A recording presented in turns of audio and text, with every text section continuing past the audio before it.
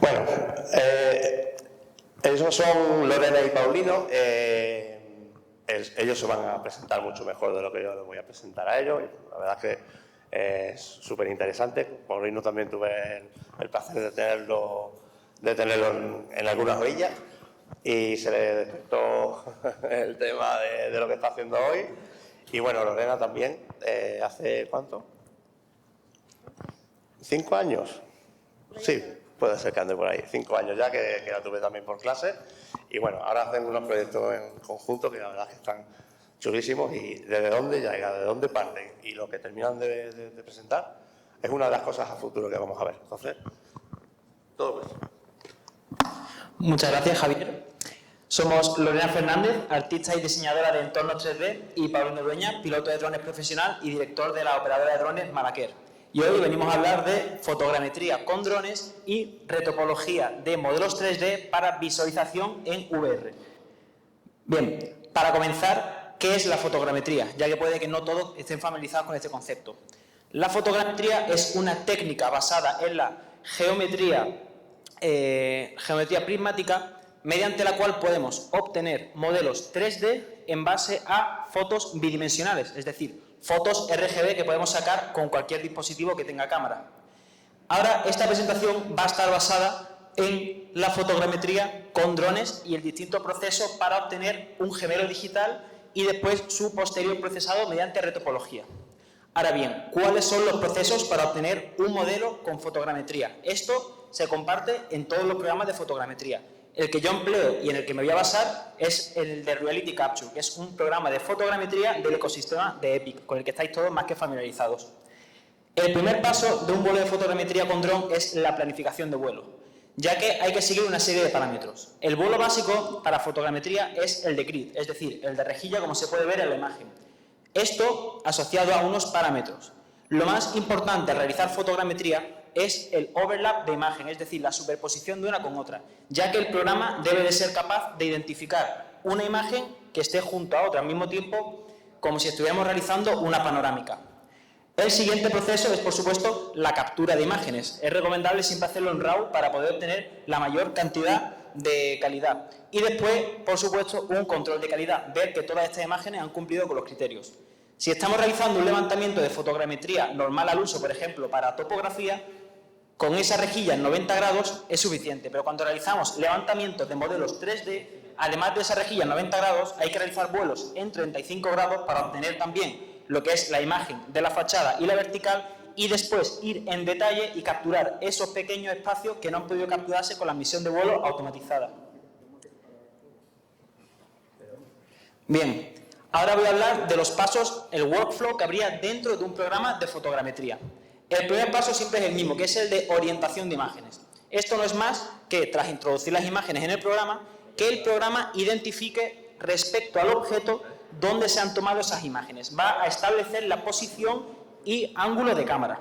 Tras esto, hay que generar la nube de puntos, que suele ser el proceso que más tarda. La nube de puntos es el programa, en cuanto detecta un cambio de geometría, establece un punto.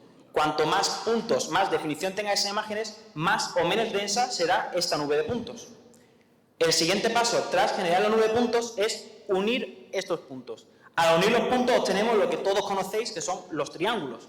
Entonces, una malla con una mayor nube de puntos va a generar más triángulos, va a ser un modelo más pesado, pero vamos a tener mayor definición y mayor información.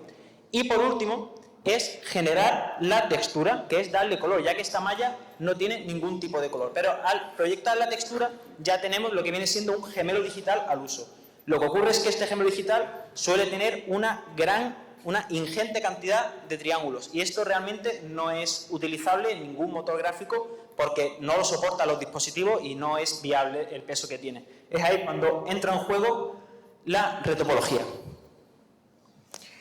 Cuando, partimos de 200 millones de polígonos, si no recuerdo mal, mi software no lo aguantaba, obviamente. Así que le pedí a Paulino que me rebajara la calidad y pasamos a 50 millones. Después de, aquí podéis ver la retopología del castillo. Hemos hecho el castillo de la Mota, que está aquí en Málaga, en la zona de Alorín el Grande. Y bueno, después de esos 50 millones de triángulos, lo he bajado a 16.600 triángulos para que pudiéramos llevarlo a Unreal. Además, gracias a Javier, o Te Odio, no lo sé, me dijo, ¿por qué no lo metes en Meta? Y dije, bueno, vamos a ello. Luego partimos del... Aquí. Aquí me puse a hacer la parte del texturizado. Hay que tener en cuenta que con el paso del tiempo y del ser humano había muchas zonas con pinturas, grafitis. Tuve que hacer un poco de reconstrucción y de lavado de cara, siempre respetando sobre todo la piedra. Pues eso, hay partes más húmedas por la lluvia o simplemente porque esa zona del castillo se llevaba más la climatología, ¿no? Aquí podéis ver el resultado final, ya metido en Unreal, y en unos días sacaremos el vídeo ya en Meta, que ya nos queda poquito para conseguirlo, y hasta aquí sería todo. Sí, también mencionar que gracias a ese trabajo que ha hecho de reducir la cantidad de polígonos, al final obtenemos un escenario muy liviano que puede ser, que está optimizado para multitud de dispositivos, entre ellos el VR.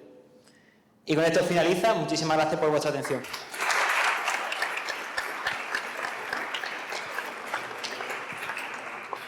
¿Una pregunta por ahí?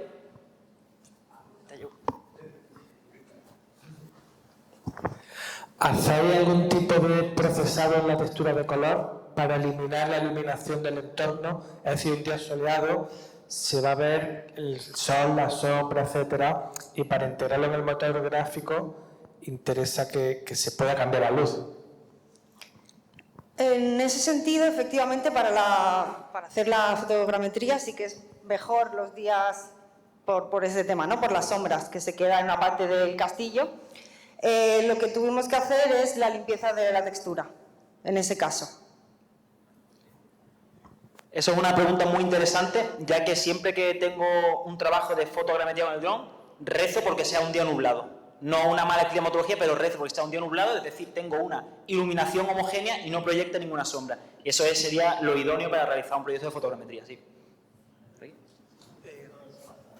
¿Cómo haces, por ejemplo, estás con el dron, ¿no? Y de repente el castillo, me imagino, debe tener gente a veces, o una paloma jodiendo por ahí alrededor. Digo, ¿cómo esta nube de puntos, pues ustedes se deshacen de eso de alguna forma? Se calcula que en realidad la saca porque es algo que está dinámico. ¿Cómo es ese cálculo? También muy buena pregunta. La mayoría de trabajos que se realizan con dron se hacen en categoría específica y no pueden haber personas no participantes dentro del área de trabajo. Entonces eso está cubierto. En este caso se realizó en categoría abierta, pero había suerte de que ese día no había gente. Sí que hay veces que hay aves, y de hecho yo tengo modelos en los que, como bien dices, si por ejemplo se posa una paloma y aparece en un par de imágenes, al final no va a ser parte del modelo. Si yo estoy realizando un levantamiento de una calle y pasa un coche, puede aparecer una foto, pero al final, como no tiene más overlap, no acaba apareciendo. Pero sí que es verdad que, por ejemplo, realicé el gemelo digital de la Torre Mónica, de aquí de Málaga, y hay una paloma que estaba posada en una de los alambres y fue parte del modelo a la paloma. Entonces esa paloma, al fin y al cabo, en el proceso de fotogrametría, al generar la nube de puntos, antes de realizar la malla, lo filtras y borras esa parte de la nube de puntos para que no sea parte del modelo. Sí. No es la protagonista. Sí, le quería preguntar respecto a la topología, si utilizabais otro software como, por ejemplo, ZBrush o con alguna otra de Blender. ¿Y por qué? Curioso los dos, porque entiendo que por... Porque al final la fotogrametría no queda... La superficie, sobre todo en este caso que era piedra, Sí. quedaba con mucho granulado. Sí. Entonces primero le hice un suavizado, una limpieza a la geometría y una vez que tenía la malla en alta, Sí. hice la malla en baja en Blender. Ajá. Buen trabajo. Bueno, pues si no hay más preguntas... Gracias. Vale, la nube de puntos es como tal, como los NERF. Es decir, ¿cómo pasas de la nube de puntos a la geometría de no sé cuántos mil triángulos? No sé. Una vez genera nube de puntos, es otro proceso más. Todo, por supuesto, los programas de fotogrametría siempre te dan para elegir entre calidad preview, normal, high o muy high. Es decir, la fotogrametría consume muchísimo recurso de ordenador y también muchísimo tiempo, horas, incluso en ocasiones días procesando. Entonces, no es más que el siguiente proceso. Tú primero generas la nube de puntos y es tan fácil como darle al siguiente proceso, que es la generación de malla, y según la calidad que le des tarda más o menos, pero simplemente el programa une una nube de puntos con otra y al haber unido esas diagonales genera los triángulos de la malla. Vale, vale. No sé si resuelve la pregunta. Sí, sí. Es que yo me había quedado en la nube de puntos. Es decir, no sabía cómo pasabas de la nube de puntos, que al fin y al cabo es como humo, a la geometría. Efectivamente, es como humo, pero es muy curioso porque muchos arquitectos e ingenieros trabajan directamente en la nube de puntos, ni siquiera generan la malla. Con eso es más que suficiente para ellos para trabajar. Pero si lo que queremos es un modelo para un entorno virtual o un gemelo digital, por supuesto hay que pasar a la malla y de la malla al texturizado, y ya si quieres que eso sea realmente utilizable, a la retopología para que sea un modelo que puedas emplear en distintos dispositivos. Cuando ustedes redujeron lo que es la carga poligonal, porque nada, estaba muy excedida, ¿con qué programa lo hicieron? Porque, no sé, me imagino hay algunas partes del castillo que tal vez son, no sé, como planos, se pueden poner en 3D y tal vez hay información innecesaria ahí y tendría que haber más información tal vez en otras zonas donde valga la pena. ¿Eso se puede cambiar o cómo lo hacen?